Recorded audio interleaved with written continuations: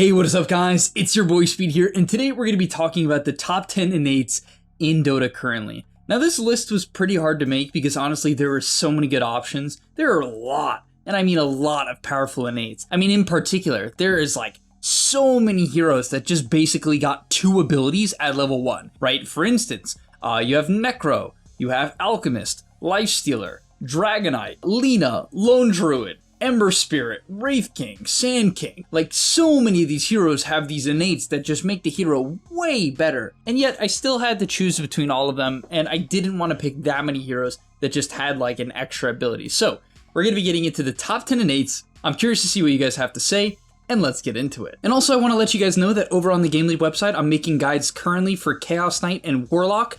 You basically just how to play them, everything you need to know about how to play these heroes. The new builds, item builds, skill builds, everything for the new patch is going to be over on the Game Leap website. So if you're interested in that, click the link down below, sign up now, and I'll see you guys there. So coming in at number 10, we have Chen Summon Convert. This was just buffed in the 7.36a patch to give the Summon Convert creep more HP, but honestly it is one of the best innates in the game. It gives Chen the ability on a 30-second cooldown to summon a creep. And this is really powerful because you get to choose between the centaurs, the wolves, the hellbears, the trolls, or the satyrs. And so it gives you a lot of flexibility. Do you want mana burn? Do you want a net? Do you want magic resist? Do you want damage reduction with the wolf? You really have a lot of options here to choose from, and I really think it's a big reason why Chen has stayed in the meta even after receiving some very substantial buffs to his W, Holy Persuasion, and also to his E, Divine Favor. And yet Chen still is seen as a top-notch hero. And so yeah, definitely a top 10 innate in my opinion.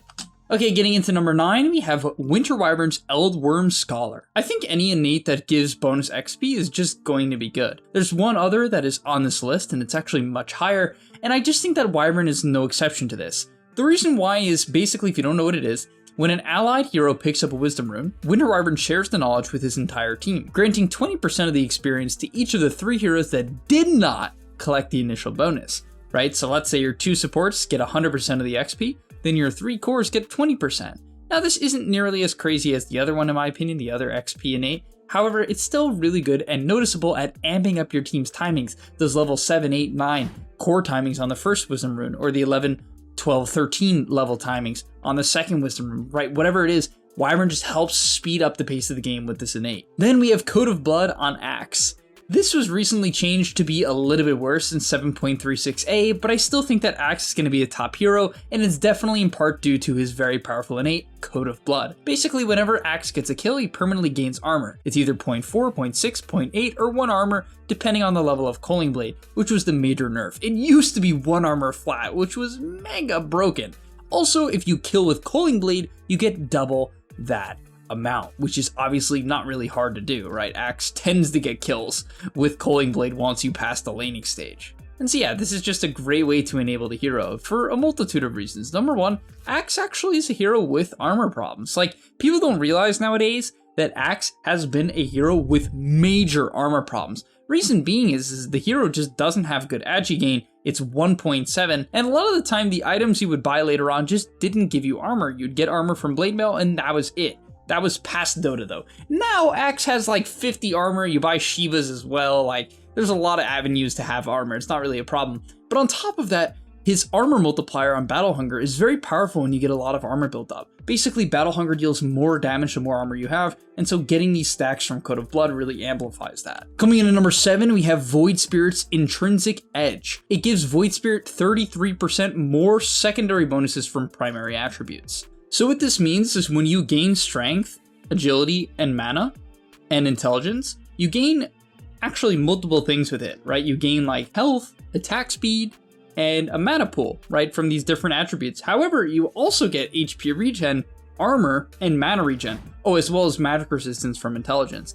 And Void Spirit just simply gets 33% more. I think this innate just being super solid on a hero that wants to buy stats, as well as his facet, Sanctuary, shot the hero back into the meta because it's been pretty bad for a while, and yet, with a few changes, right, mainly being this really OP innate and a really good facet, the hero shot back up into the meta. Because you have to keep in mind, Void Spirit's a universal hero. You're going to be buying Ags for stats. You're going to be buying Echo Saber, Manta Style, right? Lincoln, Scotty, like there are so many different items you can buy in this hero to give him stats that amp this innate more and more and more. And it just ends up mattering, especially as you progress through the game, you get points in all stats. Like, it super snowballs and just helps the hero scale well. Coming in at number 6, we have Foul Play from Shaman, which just got nerfed from a 90-second cooldown to an 120-second cooldown.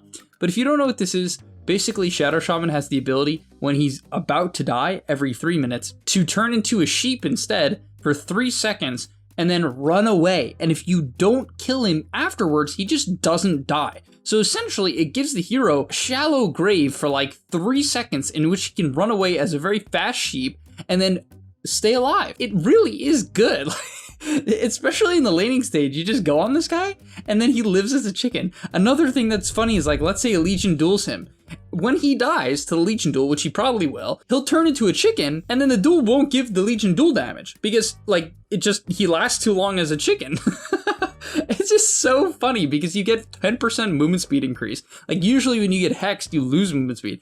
This instead gives you 10%. It applies a strong dispel and gives 0.75 second protection from all damage, right? So yeah, it's just goofy stuff. Like, genuinely, it's goofy, but it's really good. It just helps this hero stay alive, especially in the mid game as well, right? When you're going deep for that Hex Shackle combo, you're really initiating, you're getting in there. It's super nice to be able to live on 1 HP, kite out, and go again later on. Coming in at number 5, we have Smoldering Resin from Batrider. This really changed the hero because it made the laning stage very OP in combination with the buffs to Sticky Napalm, where Sticky Napalm went from 4 damage to 5 at level 1 and from 8 to 10 at level 2. Also in combination with a pretty solid facet that just got nerfed, the Spell Amp and movement speed when moving a target on Batrider. That facet in combination with this innate, in combination with the Blood Grenade with the buffs to Sticky Napalm, is super insane. It makes this hero go from a pretty passive laner that would basically be picked to block pull camps because of his high HP pool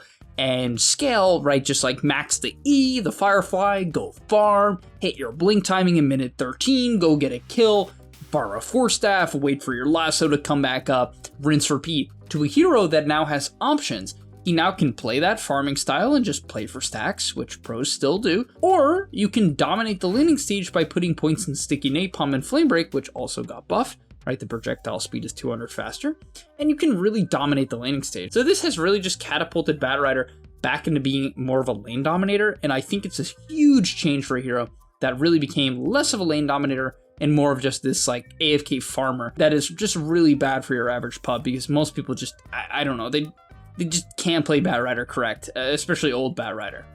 Coming in at number 4, we have Reigns of Chaos. This is Chaos Knight's innate. Not surprisingly, the name is literally Reigns of Chaos. However, I could see you getting it mixed up with like Warlock. You know what I mean? Reigns of Chaos. You could totally, it's like Chaotic Offering, you know what I'm talking about? But whenever an illusion of Chaos Knight is created, there's a 50% chance that an additional 1 illusion will spawn. I made a guide on this for the website. And yeah, I mean, it's just, guys, come on. Like, it makes a hero where it's like, okay, at level 6, you spawn an illusion, you do a decent amount of damage. Now, 50% of the time, which is like, not the best odds, 50-50, but 50% of the time, you just go nuts. You just have way more farming potential, way more damage. And this also applies to Manta style usage, Ags creating illusions, disruption from Shadow Demon, and really anything else that would create illusions of CK can just create an extra illusion. It's quite goofy, but it's unbelievably powerful. Oh yeah, I forgot. His shard. His shard also has a 50% chance every single time you stun when you buy the shard to create a second illusion. And that does a ridiculous amount of damage, right? A crazy amount of damage. So this is just one of those nates where it clearly is really, really good. Like, sure, you do not have the ability to constantly do it because it's half the time. But at the end of the day, when it does go off, when you do get this 50% chance, it makes Chaos Knight way scarier. And considering you can proc this 50% chance in many different ways, it's almost guaranteed at some point, and it's gonna help you finish off kills and farm far more. Now let's get into the other XP innate that is just straight up OP, and that is Spirit Breaker. I'm not a huge fan of Spirit Breaker as a hero generally, but honestly, this innate is so good, I've kind of changed my mind. Basically, the lowest level on your team gets 50% more XP. 50% more XP is one of the goofiest numbers I've ever heard, right? 50% more XP. That is from all sources. There is nothing you don't get 50% more XP on. So let's say you're Witch Doctor. right? And you have a Spirit Breaker on your team, and he's a higher level than you. You're the lowest level, and you're stuck at level 5. No, you're not. You're just getting 50% more XP. Yep, you're just getting 50% more. When the Wisdom Rune gets picked up, you get 50% more, whoever's lowest level, right? Just when an assist happens, when a kill happens, 50% more. Farming a creep wave, 50% more. 50% is an insane number, guys. Like, absolutely ridiculous. If you're playing Spirit Breaker and you have a Warlock on your team, and that guy has Black Grimoire, the book that gives him bonus XP, and he pops it when the Spirit Breaker is a higher level than him, he just shoots up 8 billion levels because he gets a 50% bonus on it. Like, it just makes leveling easy, and it prevents these games where it's like, oh, I can't get my level 6. Like, yes, you can. You're just straight up getting 50% bonus XP. And this is like at every stage of the game. Like, honestly feel like this just would make a lot more sense if it started at like minute 5 or 7.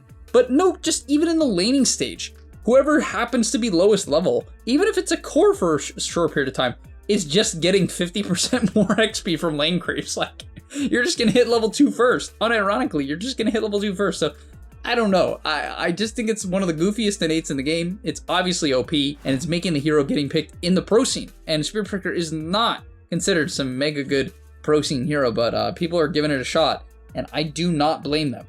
Alright, I did have to put on this list for the top 2 heroes that got abilities as innates. But what am I supposed to say? It's just OP. Like, it's not TA. You're probably expecting TA to be here because she was hyper broken when they gave her Psy Blades, but they just nerfed it super hard at level 1, so it's not nearly as good. However, they didn't nerf Legion's innate at level 1, and they didn't nerf Weavers. So coming in at number 2, we got Weaver, which is Geminite Attack. A Geminite Attack at level 1 is just insane. If you're a support, you snipe couriers and you trade absurdly well. If you're a core, you can use the last hit much easier, or you can use it to harass the offlaner or whoever you happen to be laning against. It's just good. Like, it means at level 2, you can be 1-1-1. You can have a point in your E, so you can harass way better and CS way better. And then at level 2, if you have a kill lane, you can just have bugs and Geminite Attack. Like, what are we doing?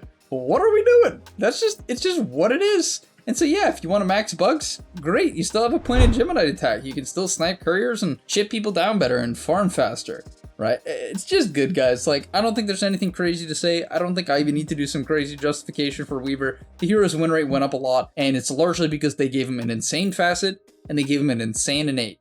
And you put these two things together, and you have Legion Commander, who's number 1 on the list. Oh, Legion Commander, yep.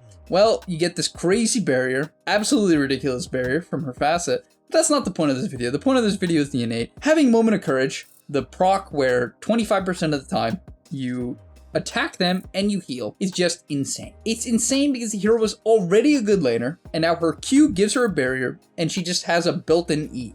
Like, you heal at level 1, you get a barrier at level 1, you get an AoE nuke at level 1. Like, why in the world at level 2 can she be 1-1-1 on a lane dominator? Like, with Weaver, he is a lane dominator, but it's like a little bit toned down. Legion's Moment of Courage is like not even really toned down.